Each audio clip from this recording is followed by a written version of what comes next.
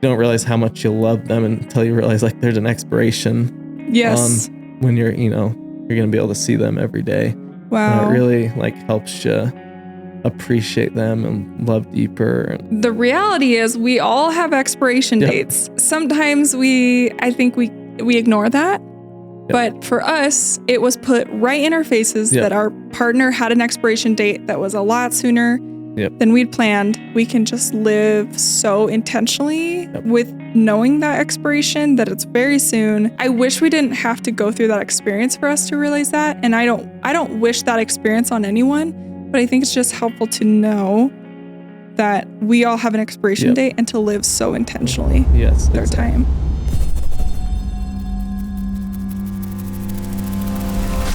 All right, everybody, welcome. I am here with my friend Peyton. He is another widower friend of mine. We recently met at a Christmas party, right? And it was a bunch of young, hot, widowed people of Utah getting together and talking about our dead spouses. Really fun. That's great. So exciting. Okay, and your wife, her name's Lexi. Yep. What's your son's name? Eddie. Eddie? Yep. Well, that's cute. Yep.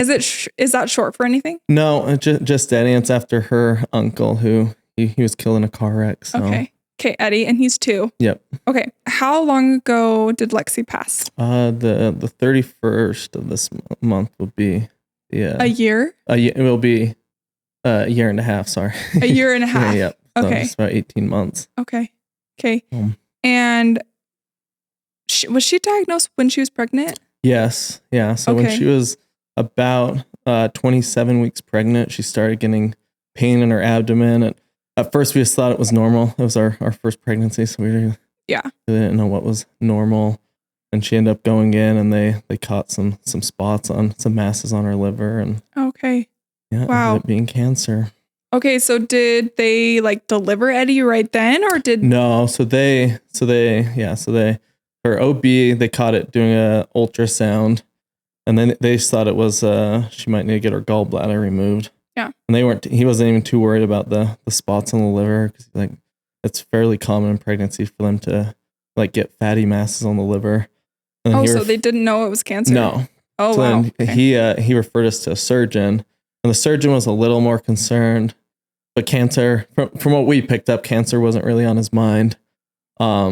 So he ordered an MRI, and we got the MRI back, and that's kind of the first time we the likely malignancy, and that's that hits home, that hits you pretty good. Yeah. You're pregnant, expecting your first child. Yeah. You're not pregnant. Lexi is pregnant, but how long had you guys been married at that point? So that would have been about just over 3 years. Okay, so 3 years. Because right before that, we'd gone on a trip kind of to Nashville, kind of celebrating our 3-year anniversary, and I was on my last semester of school, and kind of like one last hoorah before the baby came, and then about a week and a half later, we found out that she had cancer. Wow. Okay. So what did they do, I guess? Because can you get treatment while you're pregnant? No. So limited treatment. So they we pretty quickly, because we were living in Idaho at the time, and we're like, well, there's better care for us in Utah, and her family's from Bountiful, so it was, we were able to get her into Huntsman pretty quickly, and we'd already met with the high risk OBs down there, because early on in the pregnancy we'd done the non-invasive prenatal test or whatever to determine the gender, and we were getting kept getting abnormal results, and so we ended up having to go down to the University of Utah Hospital, and they did an amniostasis, and not everything came back good. Turns out it was the cancer we think that was causing it. So luckily we were already kind of established with an OB down there, and then they kind of they wanted to deliver sooner. Lexi didn't, though, because her whole priority the whole time was she wanted to give Eddie the best chance possible. Yeah.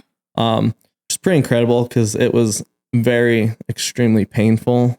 Yeah. And so for weeks she was just treating this with the over-the-counter Tylenol and stuff. And bless her heart. So, and her goal was 34 weeks. She only ended up getting to 32 weeks because they're like, okay, at this point, it's the baby's in stress because her body was just in so much pain. And so they induced her, and then they ended up having to do an emergency C-section. Oh, wow. And that was... she got induced and also had to have an emergency C-section? It was great. Oh my gosh, how stressful. So she went through a lot there, and it was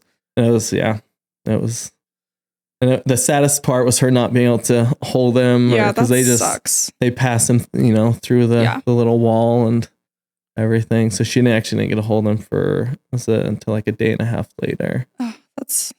So one of the life flight paramedics heard our story and was like, no, we need, because they're transferring her from there over to the Huntsman, and they're like, okay, she needs to hold her baby before she starts treatment.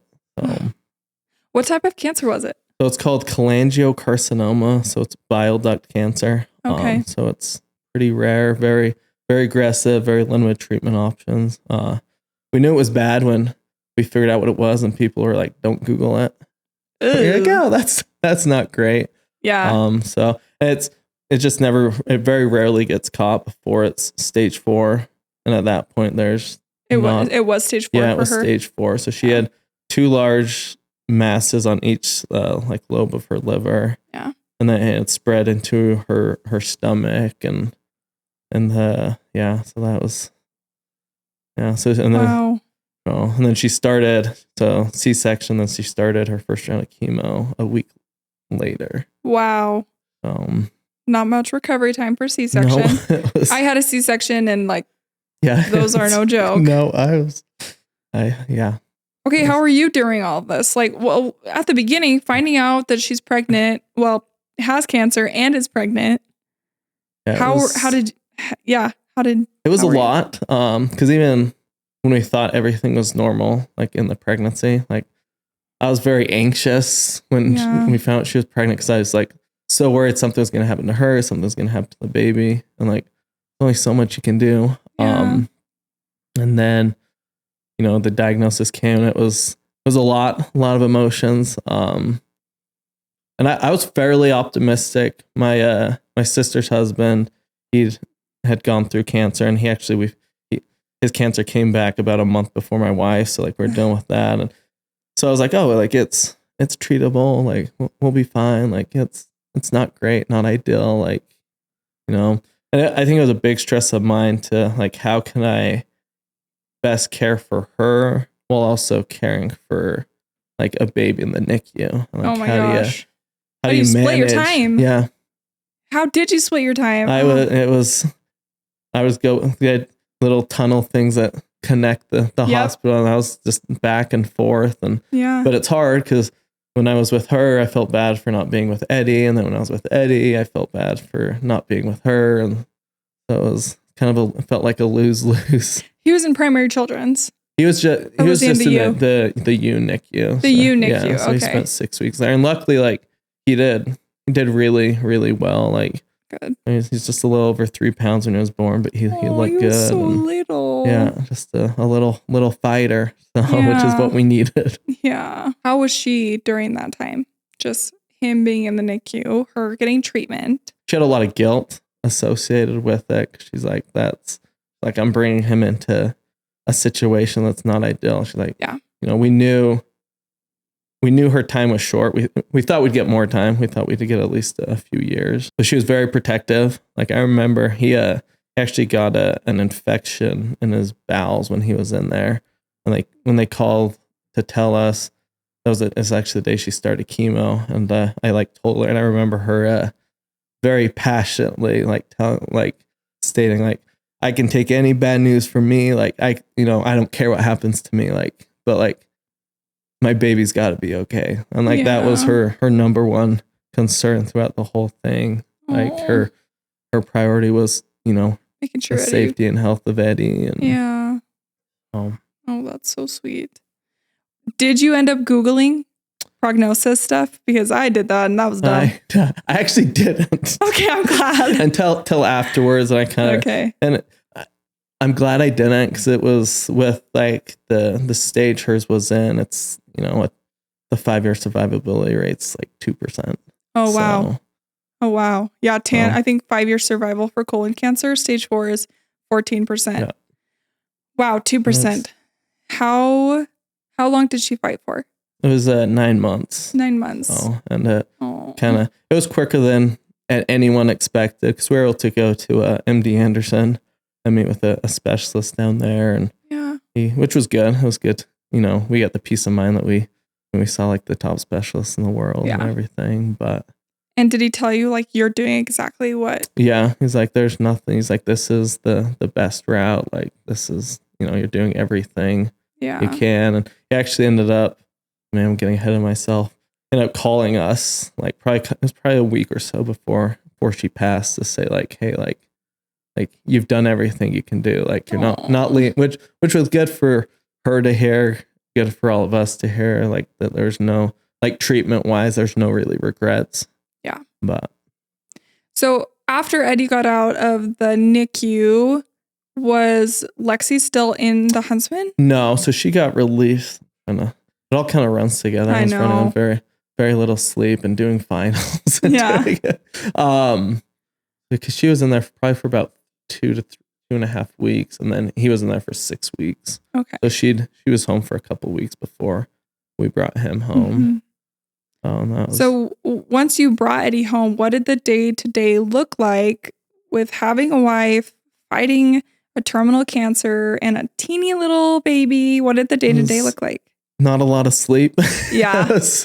I remember the first night we brought him home, and all the like the medication, like all like her pain medication, like it just kind of zonked her out. So like she'd fall asleep pretty quickly. And I was like probably 2:30 in the morning. I'm just sitting there with this tiny little like baby, and I'm like, I do not know what I'm doing. But I was like, he's had a team of nurses for 6 weeks. Yeah. But it was like, looking back, like it was, Eddie was our bright spot through all of it. And it's like, exhausting as it was being a first time parent and dealing with all that. Like, I think that's the one thing that kept us all going, kept Lexi going. And it was, thank heavens for cameras and a lot of pictures, because that was one, some of the sweetest little pictures we have, just them both sleeping in her little recliner. Yeah, that's so sweet. Oh, how did you cope? Did you just like hold him and cry? Because that's pretty much what I did. Yeah, there was a lot of late nights when I was, you're by yourself, which is not the best sometimes. Yeah. Where it's like, what am I gonna do? Like I don't know how to do this. Like, I was, a month and a half ago, or 2 months, like we were putting together a nursery and everything was fine and normal. Like, and now I'm trying to figure out how to take care of her. I'm trying to figure out how to take care of him. And I had like, another big bright spot was such a good, amazing support system. Yeah, because we had moved in with her parents at that point. Yeah. And they were amazing. That's a lot to throw on them too. And early on it was, everyone's in kind of crisis mode, saying things that probably shouldn't be said. Oh, like what? Stuff. I want to know that. Well, it's just like, because everyone it's hard because like her parents are trying to take care of her. Like, just sometimes like the boundaries getting mixed of like, well, I'm the husband, I want to take care of her. Mm-hmm. Like, they're the parents, they want to take care of her. And then Lexi's like, hey, I'm my own person. Like, you're not going to tell me what to do. So, but it was good. Like, Lexi had a really good social worker from the Huntsman that really helped us navigate all of it, and was another big miracle through all of that. Oh, I love that. No, I can totally relate to that. Like, me with Tanner's family, we all want time with Tanner because we know time's very limited. We all want to take turns helping him. That's super relatable. Tanner, of course, we're living at our place, but family wants to come over, and that's very relatable. It's hard to, well, it was kind of annoying because they're like, oh, I'm having to navigate this. I'm like, I just want to spend time with my person. Yeah, it makes sense. Yeah. So, what were you both aware of the prognosis? I know you didn't look it up, but yeah. Like we didn't know. Like Lexi was very good about to the point where he could tell like make the oncologist like uncomfortable, like because they're always hesitant to kind of like have those tough conversations. Totally are. Yeah, and Lexi would like draw it out of them. Yeah. And like what? Like tell me how long you have? Like that? Well, what do I expect? Like what's it gonna look like when I die? Like so like we knew the time was short. Like I said, like I think Lexi had a feeling that it was a lot shorter than any of us expected. Mm-hmm. But I think we all kind of had the idea of like 2 to 3 years, which obviously wasn't the case. But what did you guys do with the time that you had together? So that was another big blessing going to MD Anderson, because at that point, so she had done several rounds of chemo and immunotherapy and got scan results back, and it had actually gotten worse. So like which we knew was, they explained there's like a 30% chance that it would shrink the tumor, a 30% chance that it would just hold it at bay, and a 30% chance it would do nothing. And it had done nothing. So by probably end of March, early April, she had started like a different type of a targeted therapy, which we knew they were very, very effective, but they work for a short amount of time. So she started that. We had gone down to MD Anderson, got great news that tumors had shrunk. She was feeling better. And we went to Hawaii. Well, first we went and me, Lexi, and Eddie went and stayed in our house in Pocatello, Idaho. First time as a family. Aww. Which was really fun and sweet. Yeah. And then one of her favorite places was the Teton National Park. And so me and Lexi and Eddie and her parents went up there for a few days, and then like a week and a half later we went to Hawaii for a week. I love it. We crammed all of it into there, and like, which like looking back, huge miracle, huge blessing, because it was like the 4 month that she was like actually felt more of herself. Yeah. And then by June she had started to go downhill again. Yeah. Yeah, no, I've had people tell me like, wow, you've lived a lifetime in the 5 years that Tanner was fighting cancer, because we did a lot of traveling. Yep. We had a baby. And then we planned his funeral and prepared for the end of life. Did you guys do anything like plan the funeral? We actually planned her funeral like in the hospital. Okay. So yeah, how was that experience? It was good. Like it sounds weird, but like it was kind of fun. Like it was like, and it was good because like that's, when she did die, like I knew exactly like what she wanted. Oh my gosh. And I didn't have to worry. I'm like, is she gonna like this? Like, even though I'm like, I knew she doesn't care. Like, yeah. But yeah, I knew exactly from Tanner what he wanted, who he wanted to speak. Yep. He even wanted a harpist to come and play Duel of the Fates from Star Wars. Oh, I love that. So I hired a harpist to come and play. I love that so much. Yeah, that's awesome. I always knew exactly what he wanted. And it just, I mean, when Tanner died, I didn't have anything to do because everything was planned. We bought his casket and everything before. Yeah. And so then I was just kind of like twiddling my fingers, waiting for it to occur, I guess. Yeah. And that's not kind of backtracking. I just about the traveling. Like, I was going to say, like, it's a really like, I think with terminal illness, especially cancer, like, and obviously I wish I had not gone through what I went through, but like, I'm very grateful for like the perspective that like it did give me. Cause like during that 9 months, like that was the best and strongest like our marriage had ever been. Like you're on the same page. Like you truly like, and I'm sure it was the same for you. Like you don't realize how much you love them until you realize like there's an expiration on when you're going to be able to see them every day. Wow. And it really like helps you appreciate them and love deeper. And so like, I mean, like I said, I wish I hadn't gone through it, but I'm grateful that like I don't have any regrets there. I love that perspective, Peyton, because the reality is we all have expiration dates, and sometimes I think we ignore that. But for us, it was put right in our faces that our partner had an expiration date that was a lot sooner than we'd planned. And I feel like we can just live so intentionally with knowing that expiration, that it's very soon. And I wish we didn't have to go through that experience for us to realize that. And I don't wish that experience on anyone, but I think it's just helpful to know that we all have an expiration date and to live so intentionally. Yes, their time.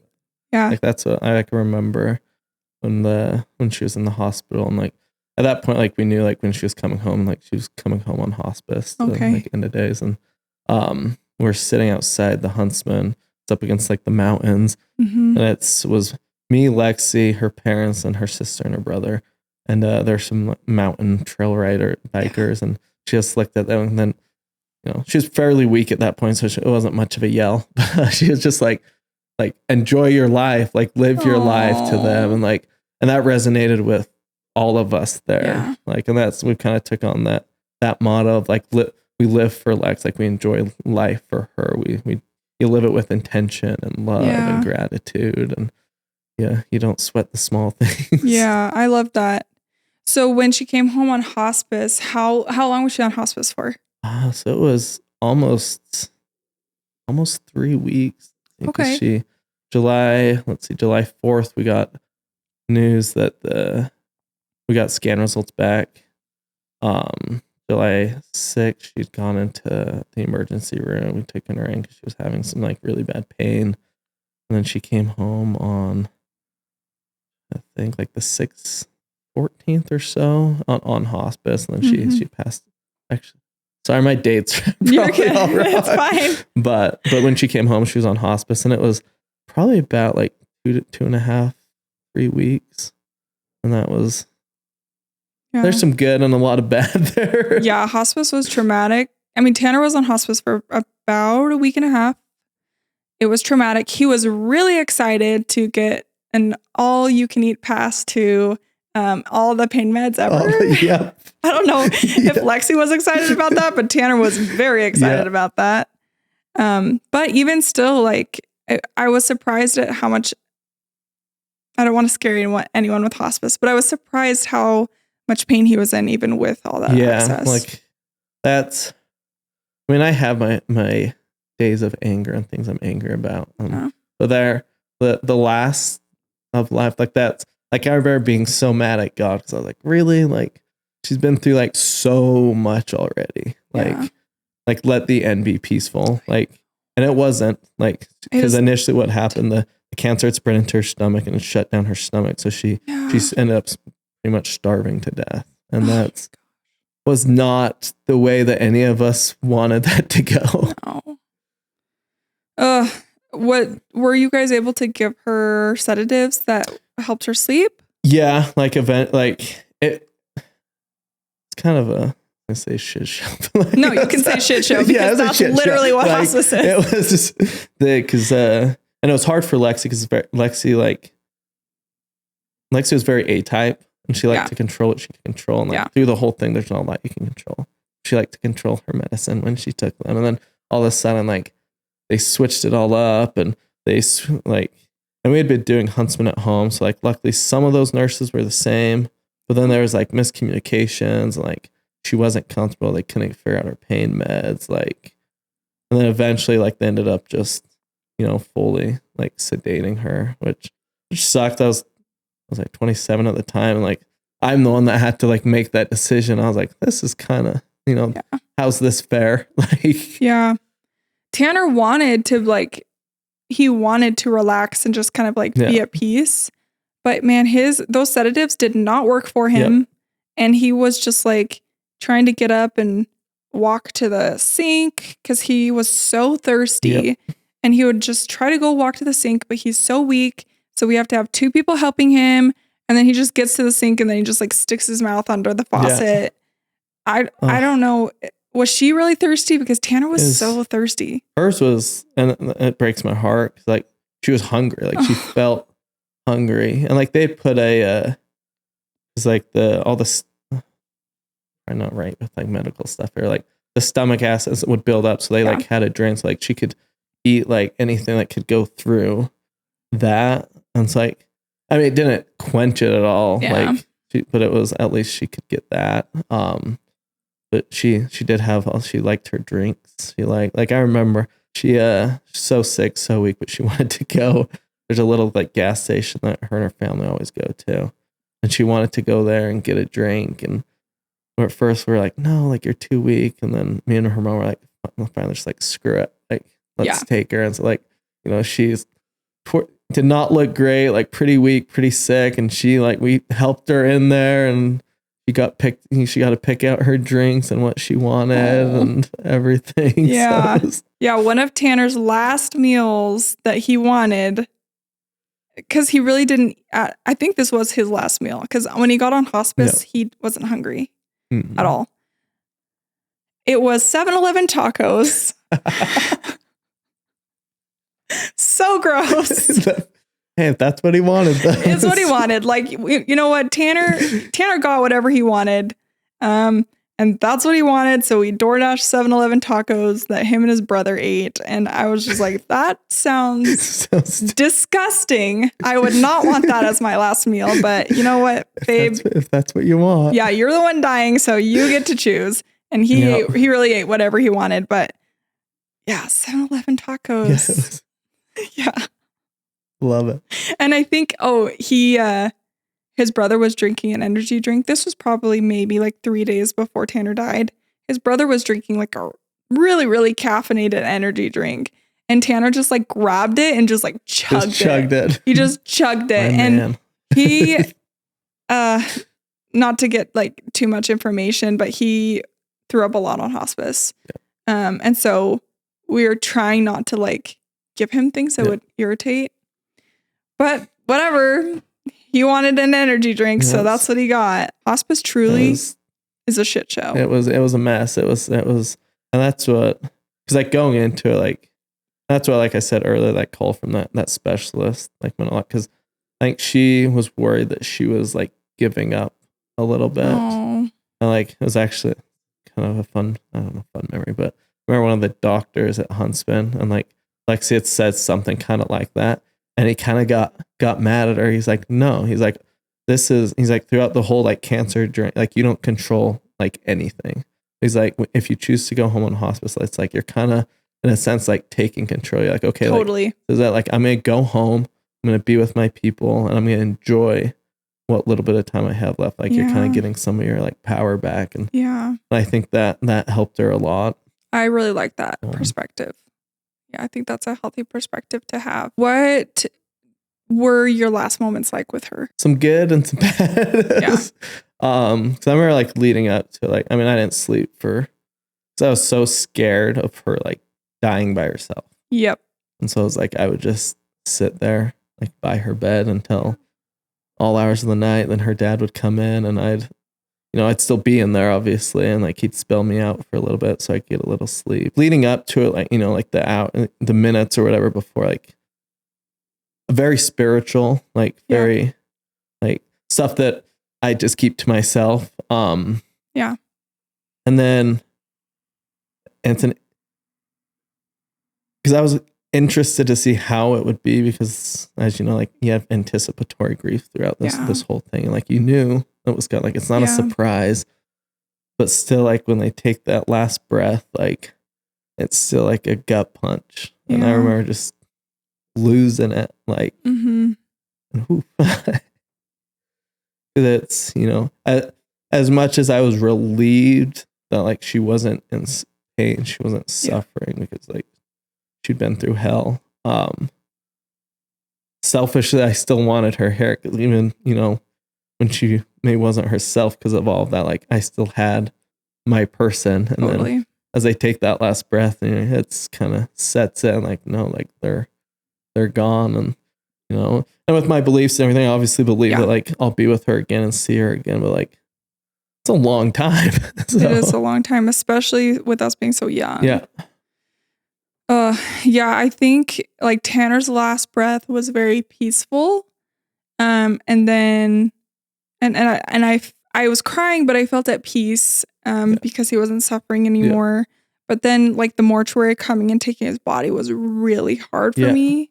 And that was really like, that felt final. Yeah. Like I helped him carry, because Lexi was upstairs. I helped him carry like her body down the stairs, and like that's, and watching him drive off, and it's just like, oh, like this really did just happen. Like she's, you've been, you're expecting it for, mine was only 9 months, yours was 5 years. Like, so it's like you think you have time to prepare yourself for it, but it's nothing you can do prepares you for that. Yeah.